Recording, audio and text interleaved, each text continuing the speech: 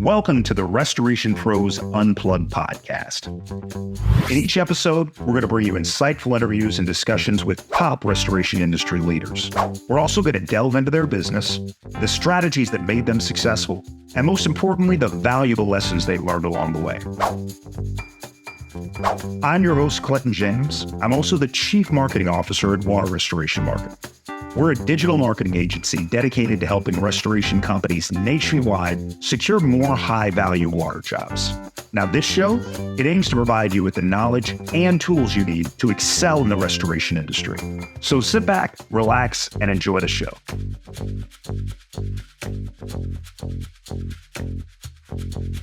Hey everybody, welcome to a very special episode of the Restoration Pros Unplugged podcast. I am Clinton James, your host from Water Restoration Marketing. Today is a very, very special episode. We've got an exciting announcement today. Out of all of the episodes that we recorded in season one, we had one guest that I was routinely asked about the most. And not only asked about, but asked multiple times to be put in contact with so that he could help them on their journey to secure TPA business. It is the episode that had the most downloads and the episode I received the most feedback on. So I thought, hey, that guy Bobby Thomas over at Extreme Services, he knows a thing or two. The whole purpose of this podcast is really to educate people in the restoration space, not only from a marketing standpoint, but getting into the business and scaling the business. And while I have a lot of experience, 8 years of it, working exclusively with restoration companies, I've actually never owned a restoration company. So I think there's no better person to bring on as a co-host for the Restoration Pros Unplugged podcast is someone that's currently growing and scaling their own restoration company. So it is with my great pleasure to introduce our audience to my new co-host for the Restoration Pros Unplugged podcast, CEO of Extreme Services, Mr. Bobby Thomas. Bobby, thank you for joining me. Oh, thank you, Clint, man. Thank you for the, outstanding introduction, man. That was phenomenal. Well, you got to live up to the billing, man. So when I reached out to you a couple months ago, you and I have had a bunch of back and forths because you really got a lot of industry knowledge that I want to use and I want to share with the clients that I work with. But I floated the idea of getting you on as a co-host on the podcast. And tell me a little bit why'd you take me up on the offer? You know what? I thought it was a great idea. Clinton, there are a lot of people in this industry that just don't know where to get started. They have a ton of questions. I've been there and done that. And I think with the audience that you have, I think we can actually give some input to some people and really help them out, man. At the end of the last podcast that we did, one of the things that I said was, I'm the individual that wants to reach back and help that next person up. So I think this will be a great opportunity to in platform to be able to do that on. Awesome, Bobby. We're glad to have you. For those who didn't hear the original episode where we featured you, I'd like to give them a little insight on you, your business, your background, how you got into the restoration space. So let's start there. Can you give us a little, like a quick snippet, like some background experience on how you got into the restoration space? Yeah, absolutely. Real quick, just a couple bullet points. I got started. I actually bought a System 4 commercial cleaning franchise. Hated doing that, working overnight. So simply put, got out of it, started a small carpet cleaning company. Just like we mentioned in the last podcast, Home Depot, Rug Doctor, and Groupon. Kicked that off. The 2000 Honda Accord Coupe, cleaned the carpets, man. And then we started growing. We got, better equipment, start doing better marketing, and then transition into restoration because restoration, as you know, has higher ticket values. So we transitioned into restoration, and from there, it just continued to grow. We've also added other services such as air duct cleaning. As a restoration company, we do fire, smoke and fire damage as well, mold remediation, and of course, the carpet cleaning and water damage. All right, Bobby. So those of our audience that don't know you, I want them to understand the level of credibility you bring. So how many years have you been in the restoration space now, Bobby? I've been in the restoration space 15 years now. All right. So plenty of experience. How many locations does Extreme Services have right now? So corporate locations, we are Birmingham, Alabama, Memphis, Tennessee, Atlanta, Georgia, and we're working on our first franchise location in Washington, D.C. There you go. All right. So 3 locations, and you've already started to set up the franchise model for Extreme Services there. Um, Give me a rundown again of all of the restoration services that Extreme offers right now. Yeah, water damage, fire and smoke mitigation, also mold remediation, carpet cleaning, air duct cleaning. Um, and then lastly, I don't think we mentioned this in the last one, but we also do hurricanes as well too. So we will go do hurricanes when disasters hit as well too, on the Gulf Coast and on the East Coast as well. I find a lot of guys that get into the men and women, let me change that. A lot of the people that get into the restoration space do start initially storm chasing, right? Is that a big part of your business over the last few years? I wouldn't say it's a very large part of it. It's about to become a larger part of it, but it's not the biggest part. Personally, my opinion, Clinton, man, if you're doing storms, you want to wait to do a storm. You have to be financially able and ready to go do a storm. It's I've seen a lot of people go under because they just don't have the financial capability to go do a hurricane. Okay. When you were just starting out, you mentioned that you started out in a Honda carpet Yeah. cleaning. Talk a little bit about your when you initially started hiring people. Like, at what level did you start hiring people, and who were the first hires that you made in your organization? My situation was a little bit different. So my very first hire is when I first got started. Because when I started restoration, I didn't know how to do a water damage job, and I got my WRT. What that guy was doing. I was like, "Hey, Scotty, how you do this?" Because I actually hired someone that was in the industry. Man, I learned from my tech. Man, that's how I got started, and that's when I made my first hire with my company. Yeah, it's funny that you mentioned WRT and your IICRC certifications and the things that Yeah, think people think if they go get those certifications, they're going to learn how to do water mitigation. And that's not really true. correct. You literally have to actually have some experience going out. Like a lot of the franchises, they send their franchisees out to a wet house in Florida or some other state to actually spend a couple of weeks learning how to do proper water mitigation and some of the other services that they offer. How long did it take from the time that you brought on that tech and working side by side with them doing water mitigation before you were really comfortable with the process? Probably about 3 months. It took about 3 months for us to have a certain amount of jobs, different scenarios to feel comfortable with. Like, okay, I can scope the job. I know what we need to do as far as equipment, tear out, things of that nature. WRT, like you said, it definitely will help with some basic stuff, but getting out in the field and being hands on, I mean, you're pretty much left clueless when you get a water job if you don't have the hands on experience. Okay.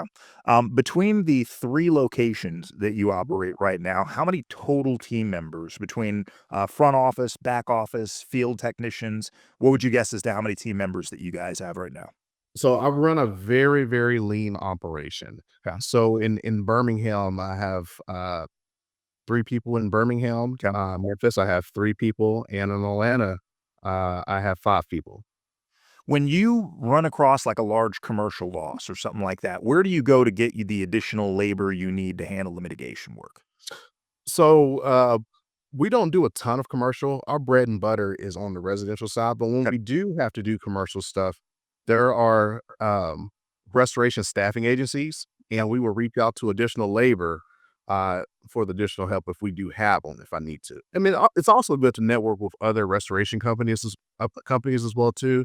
So we've built some really good relationships with some other restoration companies in Birmingham and Memphis and Atlanta as well too.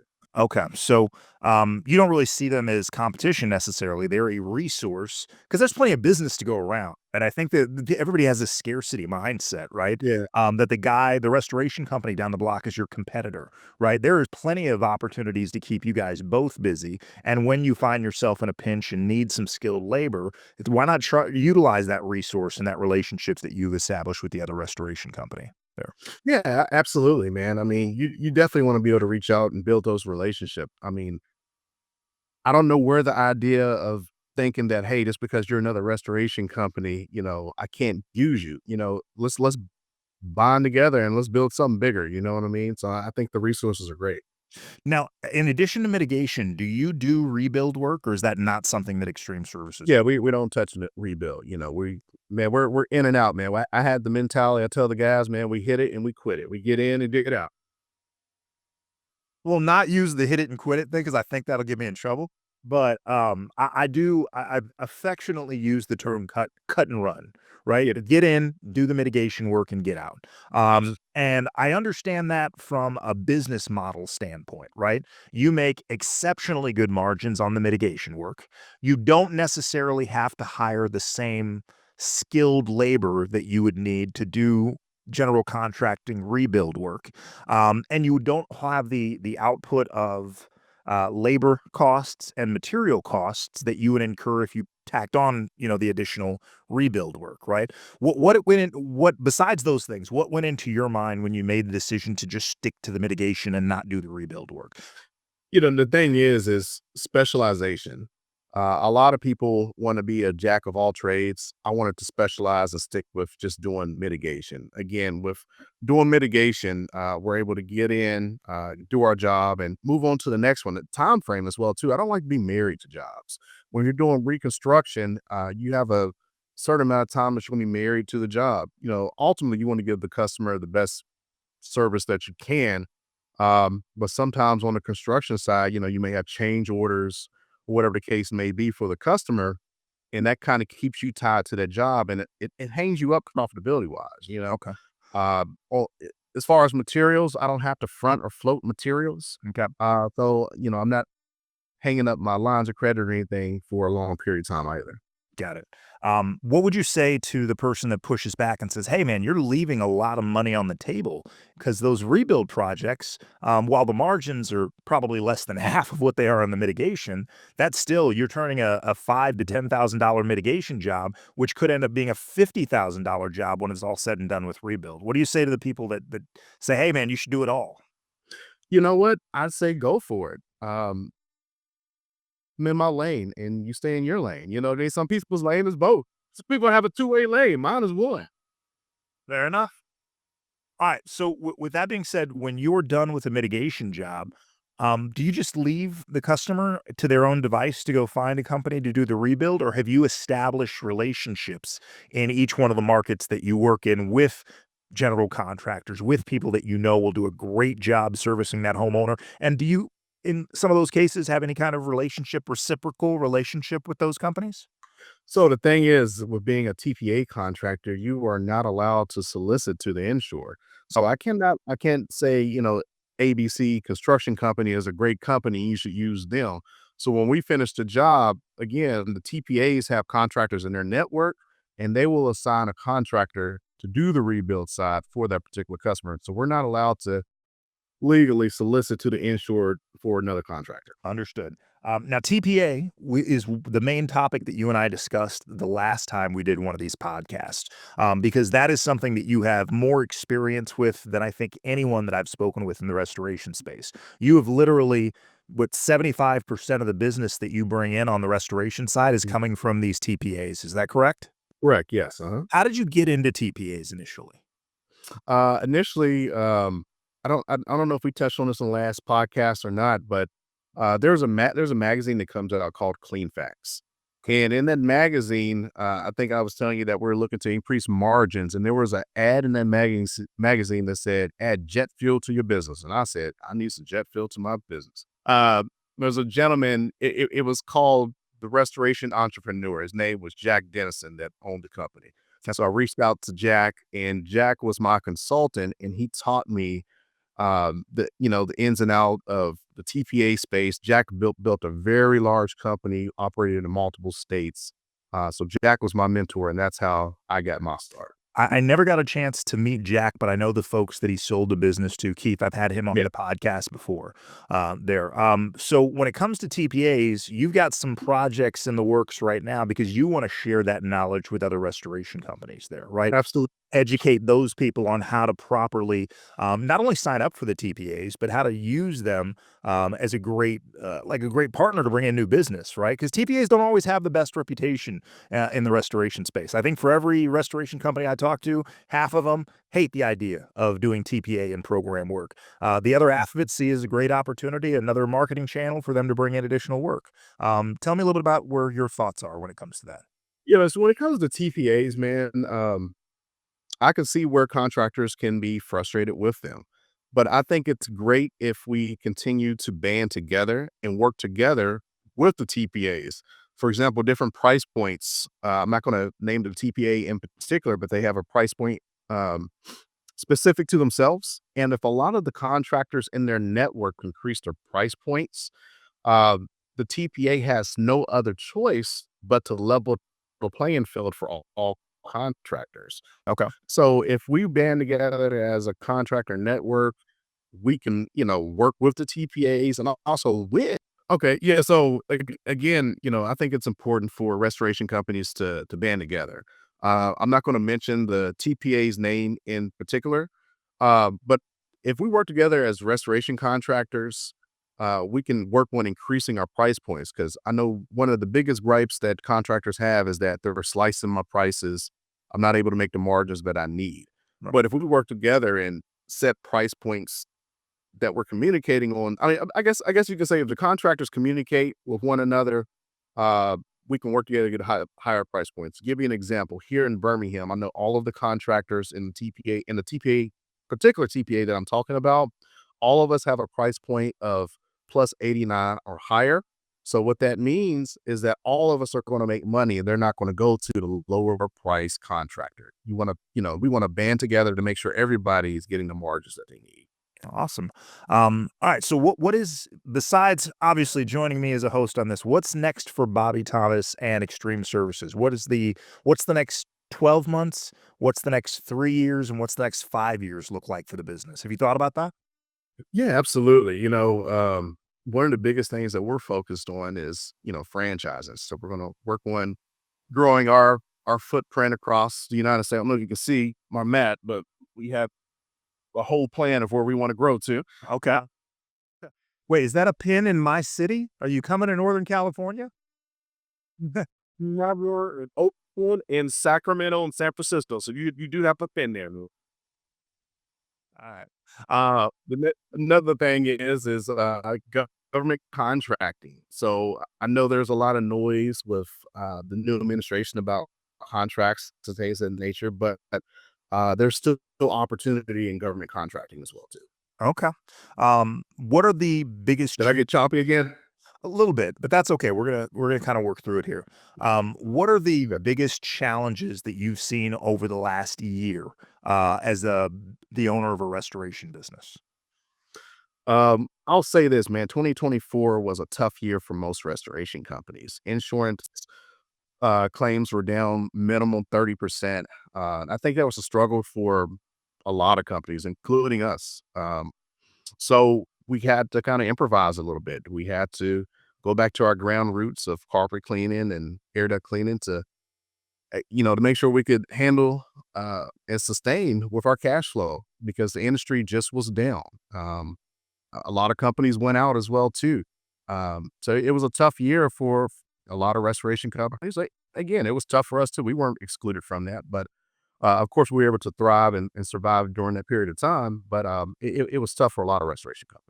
Now, when you say insurance claims are 30% down, that to me, I don't think that means that there were 30% less people that had emergency water damage, right? Right. Does that mean that more of those folks are not looking to utilize their insurance to handle that restoration job? They're looking to be more fee for service clients? Or does that mean you got more do it yourselfers that are going down to Home Depot and getting air movers and dehumidifiers and renting those and trying to fix a flooded basement on their own? What do you mean when you say 30% down 30%? So that number is based off of people filing claims through their insurance companies. So whether the insurance company is Liberty Mutual, Allstate, State Farm, whoever the insurance company is, specifically more so on the TPA side, because reports come out to show how many claims were actually filed. And in those reports, it shows compared to the last, 2023, the filings were down compared to the previous year. It could be that, people had uncertainty of how the economy was going to be, may not have had money for deductibles. They may very well have handled it on their own without filing the insurance claim. So you're correct. It could have been handled a different way, but they weren't filed through their insurance company. Okay, got it, got it. Because I look at all the things that are happening from a weather standpoint in our country, and I can't imagine the number of actual opportunities, restoration, water mitigation, mold remediation, that those numbers are going down with all the things that we have going on with, Yeah. I wouldn't say climate change, but the environment and a lot of different things there. So it's interesting to hear that the number of insurance claims is down, but I don't think the number of jobs and opportunities is down. You just have to be a little bit more creative, and some homeowners may be a little more reluctant than they have been in the past to utilize their insurance coverage to handle those claims, especially in states like Florida, right, where they're like, "Hey, the last thing I want to do is touch my homeowner's insurance right now because I don't want them to drop me from my policy." Right? Yeah. Or it could be a thing too. Some people have really high deductibles. Some people have 15,000, $20,000 deductibles. What's the point of filing the claim? You got to pay for it anyway. Hmm, okay. All right. So moving forward, you and I are going to continue to have a lot of great conversations about how you've scaled your business. I want to get some people on board or on the podcast that really have some great stories of how they've been able to Yeah. not only get into the restoration space, but really grow very successful restoration businesses. Also, going to be leveraging some of the contacts that you have with some Absolutely. vendors and some providers that service the restoration space to get them to talk about how they might be able to bring value to our audience there. We're also going to dive into some additional services, right? Because you're right, restoration business may be down for a company, but they still have overhead, they still have manpower, they still have Right. equipment. How can they leverage what they have in house to continue to go out there and service their community and continue to drive revenue, right? So you and I are going to have some conversations about some additional services. Bobby, I'm super excited to have you on board. What do you want to say to our audience in terms of tuning in and kind of following the Restoration Pros Unplugged podcast and getting some insight on the restoration industry? Yeah, absolutely, man. Clinton, I appreciate you, man. I'm super excited as well too. What I would say to everybody listening right now, definitely plug in, watch. Clinton is a master in marketing. I'm going to learn from him as well too. So, Well, we got some plans for Extreme Services coming up here on how we're going to help grow you guys' business there. So, for our audience, I really appreciate you guys sticking around. If you like what you heard today from myself and Bobby over at Extreme Services, make sure you guys subscribe. Make sure you guys like. Make sure you guys follow us on social. Make sure you guys subscribe to the YouTube channel and the podcast there. We're going to be bringing you more interviews, insights, success stories from other restoration companies. We really appreciate you, Bobby. I'm glad to have you on the team. And to our audience, again, I always say, you guys stay safe, stay dry, stay busy. Thanks, Bobby. thanks, Clinton. Thank you for listening to the Restoration Pros Unplugged podcast. If you like what you heard today, be sure to subscribe, share, and also leave us a 5-star review. We'll be back with more interviews and discussions with restoration industry leaders really soon. In the meantime, if you're a restoration company looking to add more high-value water jobs, you can reach me and my team at waterrestorationmarketing.net. Again, that's waterrestorationmarketing.net. I look forward to hearing from you soon.